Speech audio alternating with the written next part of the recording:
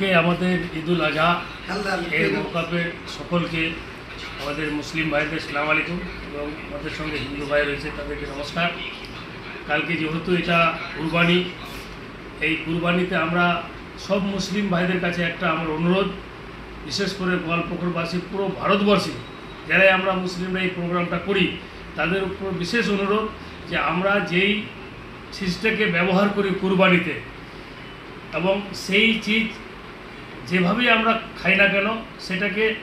যেটা আমরা প্রশাসনের পক্ষ থেকে আমাদের মানুষের পক্ষে আমাদের পক্ষ থেকে যেটা সিদ্ধান্ত হয়েছে বা মানুষের কাছে একটা বার্তা দেওয়া হয়েছে সেটাকে আমরা খুব ভালোভাবে বাইরে ওই ওয়েস্টেজ চিজটাকে না ফেলে দিয়ে আমরা এমন একটা জায়গায় পুঁতে দিব সেটা যেন কোনো সময় যে কোনো প্রাণী কুকুর বা বিড়াল কোনো জায়গায় ওটা খেয়ে আবার এমন জায়গায় না ফেলে দেয় যে সেটা নিয়ে একটা বিশৃঙ্খলা তৈরি হয়। এই জন্য আমরা সবাই মুসলিম ভাইরা সচেতন থাকতে হবে। যদিও বা হয়তো এই টাইমেরটা না হলো বিগত দিনের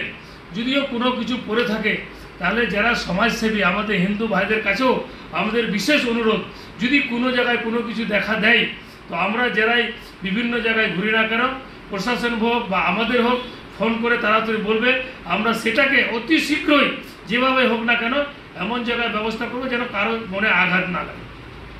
এবার হচ্ছে কালকে ঈদ উপলক্ষে আমার সকল গোয়ালপুকুরবাসী এবং সকল ভারতবাসীকে প্রীতি ও শুভেচ্ছা রইল। আগামী দিন যেন ঈদটা ভালো থাকে এই বলে আমি সকলকে প্রণয় ইসলাম এবং নমস্কার জানিয়ে আজকের মতো